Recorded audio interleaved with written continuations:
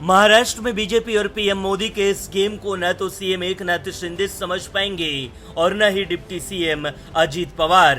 फिलहाल बीजेपी 105 विधायकों के साथ राज्य में सबसे बड़ी पार्टी है, लेकिन बीते दिनों हुए विभागों के बंटवारे में कई अहम मंत्रालय जो अब तक बीजेपी और एकनाथ शिंदे गुट के पास थे, उन्हें सरकार में शामिल हुए उप मुख्यमंत्री अजीत पवार के खेमे में दे दिए गए, जिसमें सबसे अहम मंत्रालय वित्त विभाग रहा। अजीत पवार और उनके समर्थक विधायकों के मंत्री पद की शपथ लेने के बाद से वित्त विभाग को लेकर खींचतान थी। राज्य की सियासत में इस बात की चर्चा थी कि एकनाथ शिंदे गुट ये नहीं चाहता था कि वित्त विभाग अजीत पवार को मिले। इसके अलावा वित्त विभाग देवेंद्र फडणवीस के पास था, लेकिन इसके बाद भी बीजेपी बलिदान देने में पीछे नहीं रही। अब सवाल ये उठ रहा है कि आखिर इस बात की जरूरत क्यों पड़ी कि बीजेपी को अपने पास कम विभाग रखना पड़ा। मसलन महाराष्ट्र में सबसे बड़ी पार्टी बीजेपी होने के बाद भी शिवसेना और एनसीपी का छोटा भाई क्यों बन रही है। इसके अलावा महाराष्ट्र में इतना उदार बनकर बीजेपी कौन सा खेल खेल रही है जो वित्त, स्वास्थ्य, शिक्षा और खेल मंत्रालय एनसीपी को सौंप दिया।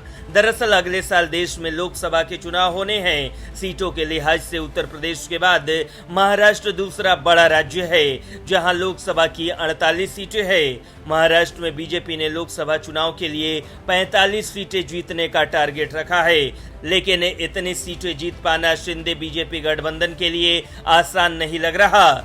इसकी सबसे बड़ी वजह थी कुछ सर्वे जिसमें एनसीपी में फूट के पहले महाविकास आघाड़ी को सबसे ज्यादा सीटें लोकसभा और विधानसभा चुनाव में मिलती हुई दिखाई पड़ रही थी। इस सर्वे ने बीजेपी की नींद उड़ा दी थी। उन्हें लोकसभा चुनाव का विजय रथ रुकता हुआ नजर आ रहा था। इसके अलावा पंचायत चुनाव में भी एमवीए सबसे ज्यादा सीटें जीत रही थी। वहीं एनसीपी का महाराष्ट्र सरकार में शामिल होने का एक मतलब ये भी निकाला जा रहा है कि एकनाथ शिंदे पर लगाम लगाई जा सके।